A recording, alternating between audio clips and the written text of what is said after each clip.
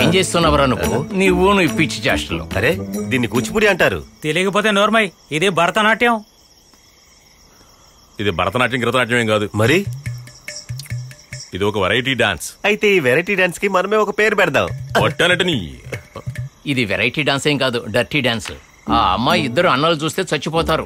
ఎందుకంటే ఆ ఇద్దరికి ఒకే ఒక చెల్లెలు. వాళ్ళ దగ్గర నువ్వు జాగ్రత్తగా ఉండాలి. అన్నా, ఆ అమ్మాయి పేరేంటి? పేరు తెలుసుకుని నువ్వేం చేస్తావురా? నువ్వు కళ్ళు దాగు. అమ్మాయి పేరు ఏమై ఉంటుంది? అంజలి. ఏంటి వదినా, వంట అయిందా? అవుతుంది. అంజలి ఇలా రా.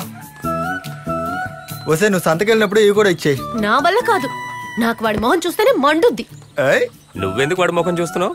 మీరు కొంచెం వెళ్తారా? ఆవుకు పెట్టిన గడ్డి డబ్బులు కూడా రావు.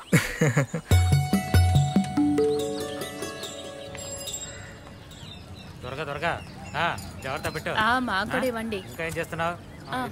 అదిగో అటువైపు పెట్టు. త్వరగా తీసుకురారా. ఇదంతా సరే, వెళ్ళు నెమ్మదిగా. అదటి పెట్టు. ఎంతే ఉందా చూసారా?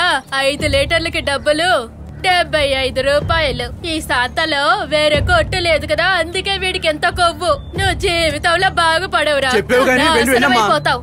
ఇలాగే ప్రతిరోజు మోసం చేస్తున్నాడు, ఏం చేస్తాం? ఈ రోజు లీటర్ 1 రూపాయి తగ్గింది. మీరు ఇలా డబ్బు తగ్గిస్తూ పోతే మేమేం చేయగలం? అయితే నీవేదైనా తాగే, నీ శరీరం షైనింగ్ వస్తుంది. చూడు, అనవసరంగా మాట్లాడుకో. ఓ వచ్చేసిందిరా సీతమ్మ. చెప్తే ఏం చేస్తావే? వీటిని మీ తల మీద పోస్తాను. అయితే పొయ్యవే. ఏది జరగండ్రా. అయ్యయ్యో, పొయ్యవే. పొయ్యి.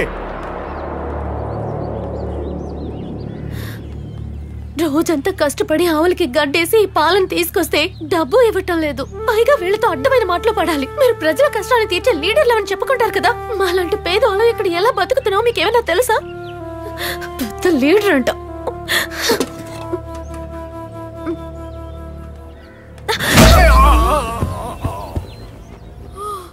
దీనికి బాగా సొట్టబడింది, తీసుకెళ్లి సొట్ట తీసే.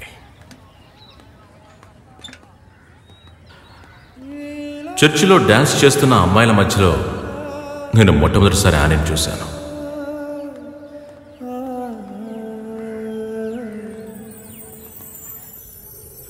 ఆ తర్వాత మా యూనియన్ ఒక నిర్ణయం తీసుకుంది.